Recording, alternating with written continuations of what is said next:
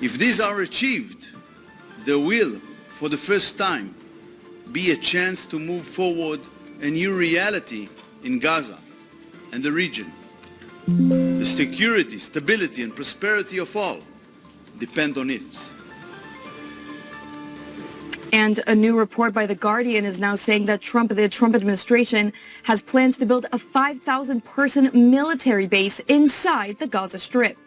Operating in the base, which is reported to cover roughly 90 acres, will be the International Stabilization Force, who will be tasked with the disarmament of Hamas and the demilitarization of the Gaza Strip. And joining me now to discuss is our panel of experts. I am pleased to welcome to the show Ambassador Alan Baker, the former Israeli ambassador to Canada and Brigadier General in the Reserves Relik Shafir, a former IDF Air Force base commander. Thank you both for joining us on the show today. Thank you.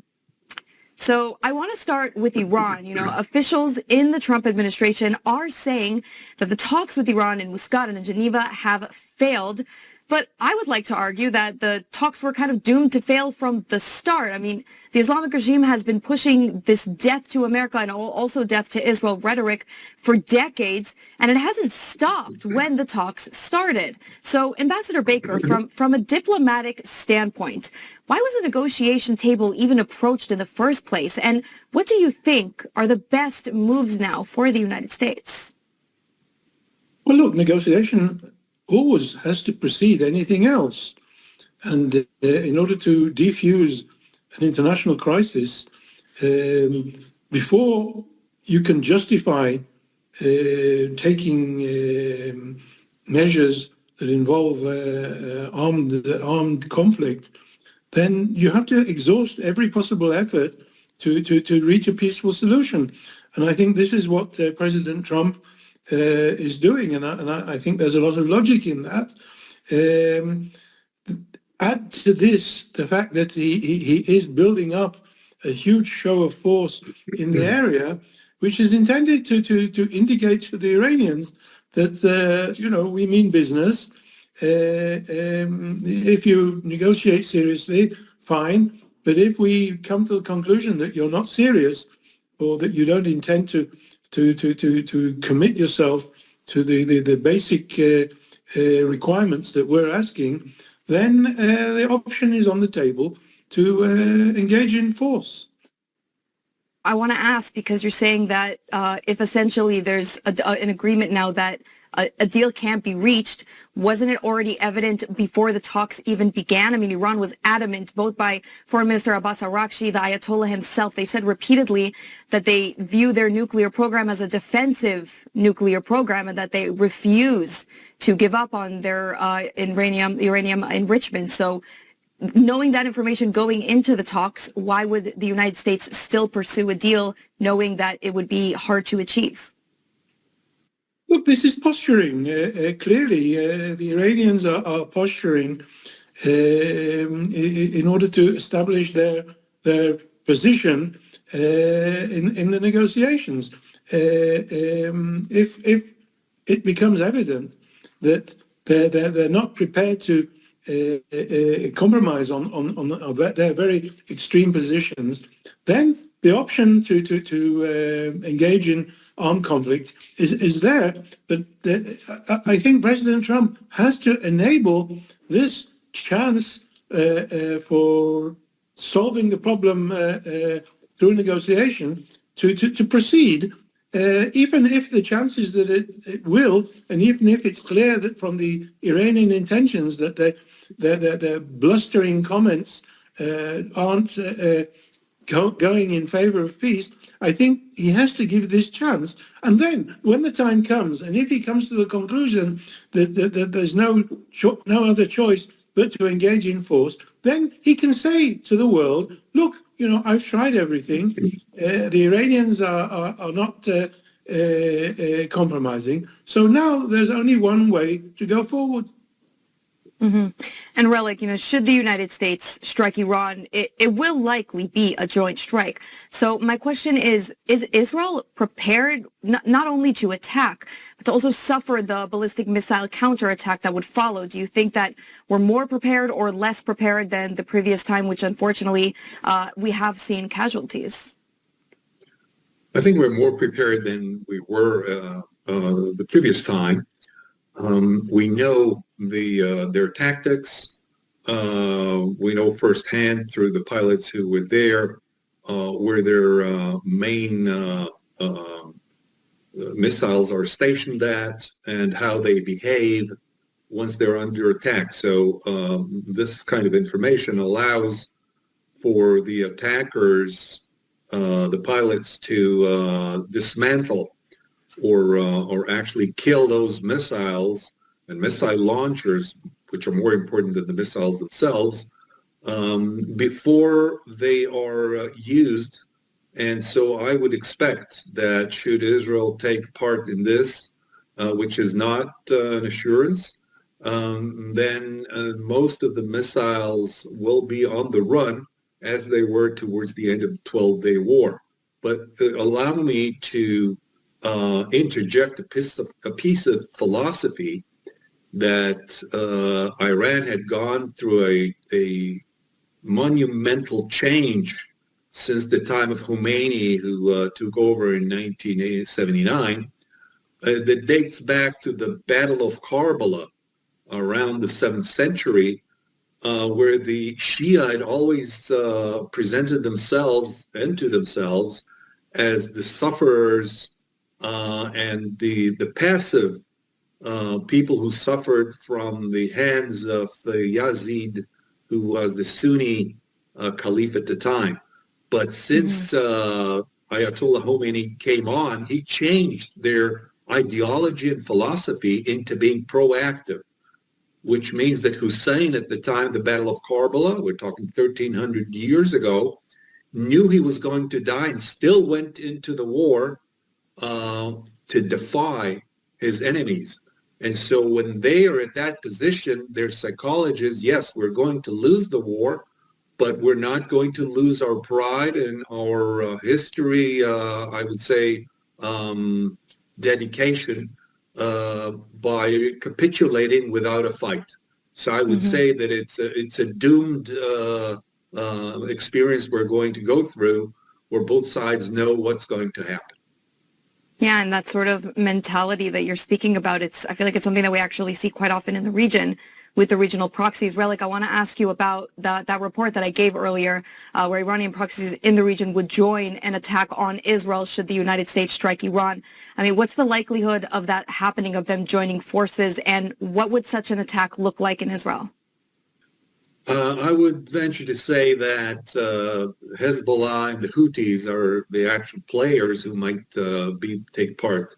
The Houthis will probably go back to firing 1 or 2 missiles per day. Hezbollah, this is a questionable issue, because if they do fire, they're going to be pressurized not only by Israel, but maybe the Lebanese military and the Lebanese government will take the opportunity of trying to quell the Hezbollah. So they have they're in a difficult position where they kind of play the game with the Iranians, but the price that they're going to pay is such that they might choose to stay off this one. Mm-hmm. And so I do want to move to Gaza, but I want to ask you both just one more question. This is a personal take question. Do you think a strike is coming? Is it coming soon, meaning in the coming days, maybe in the coming months? Ambassador Baker, let's start with you. Will there be a strike or not? Look, I tend not to believe all these people who say, well, don't fly tomorrow because all hell might break loose, and others who say, no, it's okay. If it happens, it will happen next week or the week after. I don't think any of these people, who each one might well be experts in their own field. I don't think anybody really knows. And so therefore, I would tend not to be alarmed. And I think once Israel, the Israeli security authorities become aware that things are moving in that direction, then they'll do what needs to be done to warn the Israeli public and to prepare the Israeli military for what needs to be done. But I personally wouldn't get alarmed. But there again, I've been through a couple of wars, and I've been bombarded, so I'm perhaps looking at it in a blasé manner. But I'm not alarmed, and I don't think we should be alarmed. I happen to love that take. Relik, do you agree? Do you disagree? What do you think about a potential strike? I appreciate the ambassador's look at this and agree with him, but if I had to put my money, I would bet that within the coming week, this war, which I think would be limited, would break out if I had to put my money. But I would put as little as possible so that I don't put it in harm's way. But yes, the stars are aligned with both the United States having completed its readiness phase and Israel as well. And the talks going nowhere will be after the peace forum in Washington. So all the stars are aligned and ready. And it's also a question of weather, by the way. So I think, yes, the strike is coming. Interesting. So, gentlemen, let's move now to Gaza, and the Gaza Board of Peace, which is a hot topic right now. Ambassador Baker, the board is meeting today. What sort of role is Foreign Minister Gideon Saar playing there, and how can he really ensure that, Hamas disarmament, which is obviously Israel's priority, how does he make sure that it's an issue that they actually tackle in this meeting today, when in reality there is no real solution to this issue? Well, he's one person, one member in a relatively large group of representatives of states. But the requirement for Hamas disarmament is a very central part of this whole Trump peace plan, which has been confirmed by the Security Council. And so nothing can really go forward. No programs for providing aid or no Israeli withdrawal, in fact, can start until such time as the Hamas, the disarmament of Hamas takes place, and the demolition of the various tunnels and one thing and another. So I think this is a very significant and strong card that Minister Gideon Saar has got to play, and this is what he's going to have to stress. In other words, it's all well and good talking about building projects and building a military camp in Gaza and one thing and another, but until Hamas is disarmed and until its political influence is reduced, then nothing else is going to happen. And this is something that he has to stress. Mm-hmm. And, while we discuss all this Hamas disarmament as this sort of, ideal or sort of idea that isn't really actually coming to fruition just yet, in the meantime, Reuters are reporting that Hamas is trying to insert itself into the technocratic government of post-war Gaza to maintain their power. So, assuming that their weapons are taken away and assuming that a so-called disarmament does start taking place, they are still trying to cling on to whatever power they do have left. So, Relik, what can Israel be doing in this situation? Because it's very clear to us here in Israel that Hamas cannot retain power in Gaza, but the world and probably also the Trump administration wants to move ahead with construction. I mean, what can be done here? Well, Israel will simply have to be very assertive and not give in to pressures from the international community. We've been giving in to pressures from the international community far too long, and nothing's come of it. And Relik? Yes, I think our position, as the ambassador described it, and the foreign minister Saar expressed it, is almost irrelevant because Israel is sidelined. It has no leverage over the countries that will take part. And in the United States is going to go forward, and the dismantling of Hamas will be in such a manner that they will be part and parcel of the Palestinian Authority, which maybe by other name will control Gaza. They will be integrated into that situation and probably give in their heavier weapons, certainly not their light weapons. So they will be the police under the control or supposed control of the Palestinian Authority in Gaza. And I think the United States will go on and start the construction before Hamas is completely disarmed. That's their philosophy. That's their understanding of the way it can be carried in. And I'm afraid Israel will not have a leverage. We're not going to go into the political elements of why this happened, but that's where we are at this time. So I'm afraid that Foreign Minister Saar will have his say, but will not have his day. Interesting. And Ambassador, the topic of this whole internationalization of the Gaza issue, where Israel has kind of given over the reins to the United States and this Board of Peace. Do you think it's to Israel's benefit or not? Because, on the one hand, we get to sort of wipe our hands clean of this never-ending problem that we have been dealing with for over 2 years. But on the other hand, we seem to be the ones best fit to tackle it. And as Relik is saying, the United States is more interested in reconstruction than in disarmament. Israel clearly has different priorities. So where does this leave Israel? Are we in a good place or a bad place?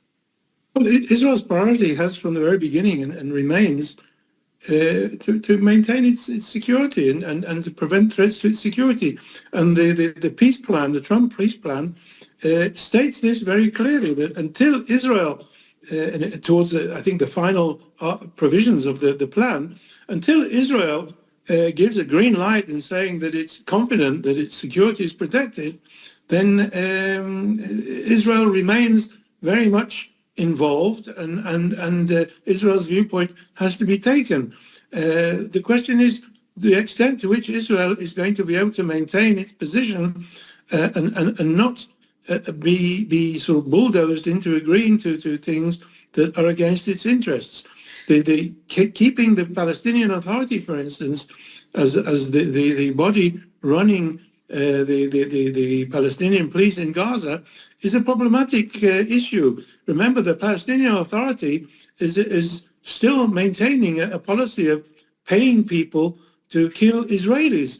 So it's going to be somewhat difficult for Israel to agree to a situation in which the Palestinian Authority is directly involved in administering Gaza, whilst at the same time supporting a program of maintaining terrorism. So Israel has got a lot of very difficult dilemmas to cope with, and I would hope that Israel will know how to deal with this and not allow itself to be bulldozed.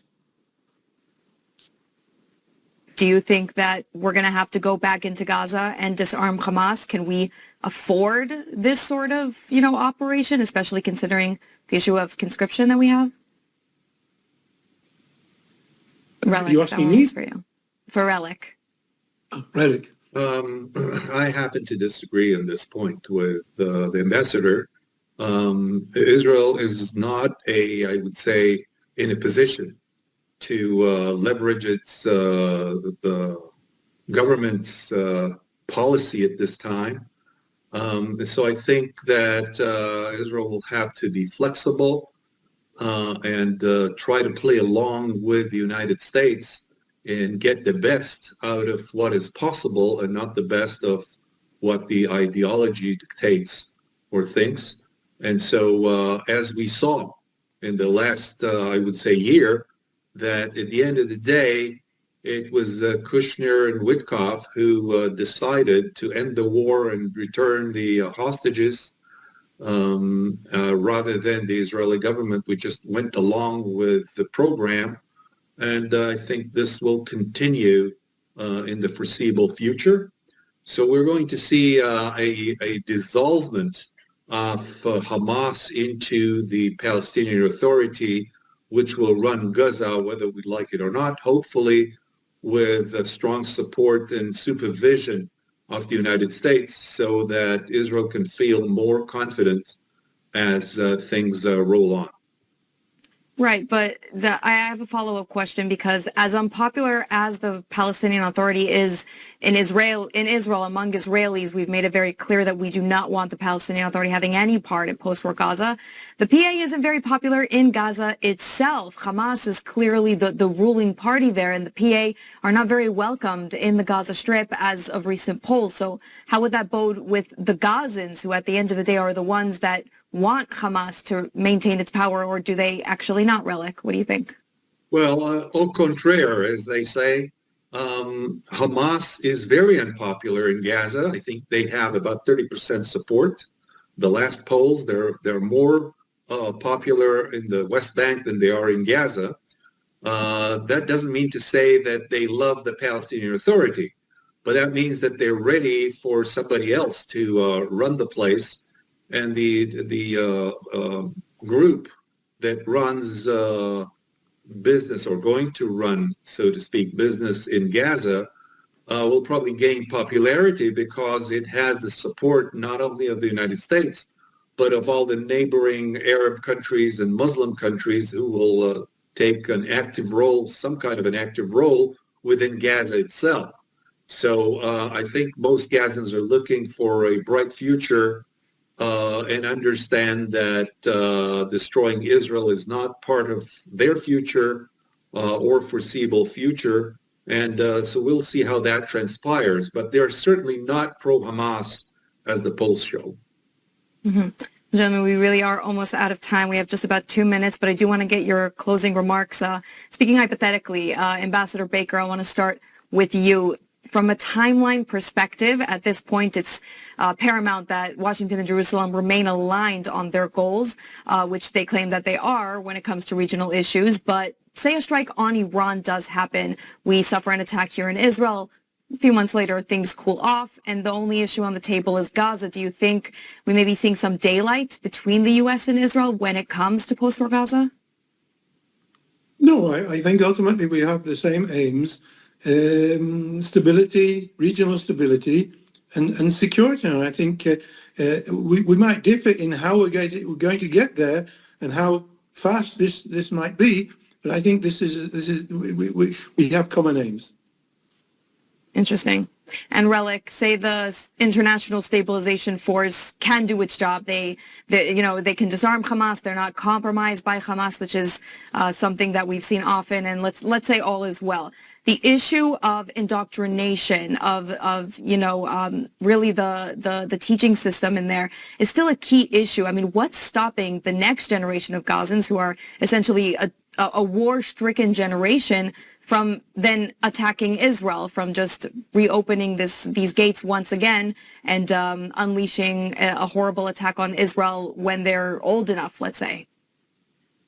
Well, I think that we have to put things into perspective and not put the carriage in front of the horses. First thing is for the Palestinians, whether in Gaza or the West Bank, see a hope for themselves, for their future, and that is certainly part of the program in Gaza and for the U.S. and in Gaza and the West Bank. There is daylight between this particular Israeli government and between the U.S. on these two issues. And so if the Palestinians see hope and some reconstruction and help from Muslim and Arab countries in doing that, then perhaps their educational system and indoctrination system can be changed, but that is the order of things where Israelis, certainly on the right, do not see it that way. All right. Well, with that, we do have to end. That is all the time we have. But I do want to thank our panel of distinguished guests for joining us, Brigadier General Relik Shafir and Ambassador Alan Baker. Thank you both so much for coming on the show today and giving us your insights. Thank you. Welcome.